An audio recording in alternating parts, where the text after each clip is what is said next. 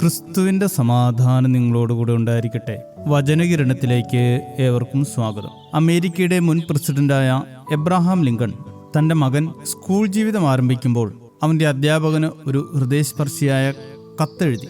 ഒരു പിതാവിന്റെ ഹൃദയത്തിൽ നിന്നും ഉയരുന്ന സത്യങ്ങളും ജീവിതം പഠിപ്പിക്കേണ്ട മൂല്യങ്ങളും വിശ്വാസം, സ്നേഹം, ധൈര്യം എന്നിവയിൽ നിറഞ്ഞ ഒരു സന്ദേശമാണ് ആ കത്തിലടങ്ങിയിരുന്നത്. ഈ സന്ദേശം കേവലം ഒരു മകന് വേണ്ടിയുള്ള ഉപദേശമായിരുന്നില്ല, മറിച്ച് നല്ലൊരു മനുഷ്യനായി മാറാൻ ആഗ്രഹിക്കുന്ന ഏതൊരാൾക്കുമുള്ള കാലാതീതമായ ജീവിത പാഠമാണ്.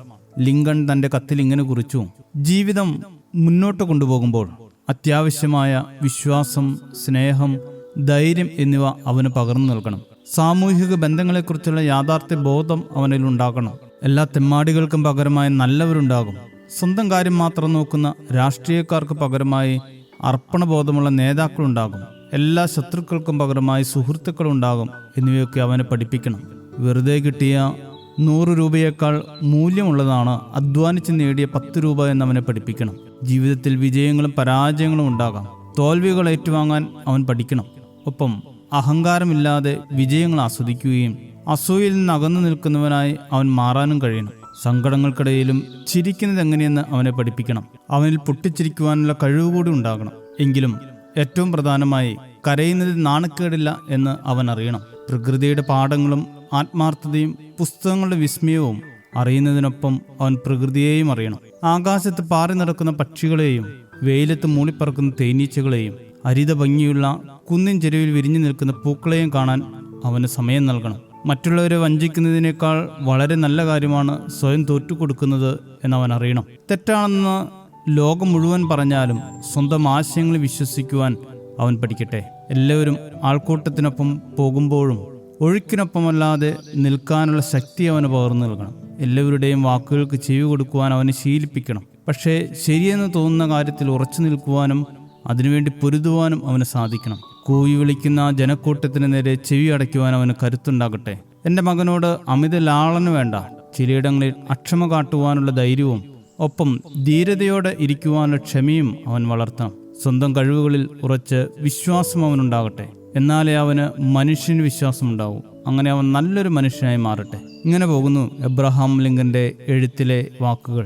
എത്ര അർത്ഥമേറിയ വാക്കുകൾ! ഇന്ന് കുട്ടികളെ ലോകത്തിന് മുൻപിൽ വിജയികളാക്കുവാൻ മാതാപിതാക്കൾ ശ്രമിക്കുമ്പോൾ നല്ല മനുഷ്യനാകാൻ വേണ്ട വഴികൾ എത്രമാത്രം മക്കൾക്ക് കാണിച്ചു കൊടുക്കുന്നുണ്ട് എന്ന് പരിശോധിച്ചറിയേണ്ടിയിരിക്കുന്നു. സമൂഹത്തിലെ തിന്മകൾ കണ്ട് വളരുവാനുള്ള സാധ്യതയുള്ള കുഞ്ഞുങ്ങളെ നന്മകൾ കാണിച്ചു കൊടുത്ത് നല്ല മനുഷ്യരാക്കി വളർത്തേണ്ടിയിരിക്കുന്നു. അതിന് മാതാപിതാക്കൾ നല്ല മാതൃക ആവുക എന്നതാണ് ആദ്യം ചെയ്യേണ്ടത്. ബാലൻ നടക്കേണ്ടുന്ന വഴിയിൽ അവനെ അഭ്യസിപ്പിക്കാം. അവൻ വൃദ്ധനായാലും അത് വിട്ടുമാറുകയില്ല എന്ന വചനം ഓർമ്മയിൽ സൂക്ഷിച്ച് നമുക്ക് മക്കൾക്ക് നല്ല മാതൃകാപരമായ പാഠങ്ങൾ പകർന്നു നൽകുന്നവരാകാം. ഒന്നാമനാകുവാനല്ല, നല്ല മനുഷ്യരാകുവാൻ കുട്ടികളെ നമുക്ക് പ്രോത്സാഹിപ്പിക്കാം. ശുഭദിനം നേരുന്നു. ദൈവം അനുഗ്രഹിക്കട്ടെ. ഒരു നല്ല മനുഷ്യനെ കണ്ടു കാൽവരിയിൽ ക്രൂശിൽ. അവനെന്റെ സങ്കടം കേട്ടു, പീഡകളിൽ നോവതിൽ മനമറിയാതെ തേങ്ങുന്നിതാ. കനലണയാതെ നീറുന്നിതാ.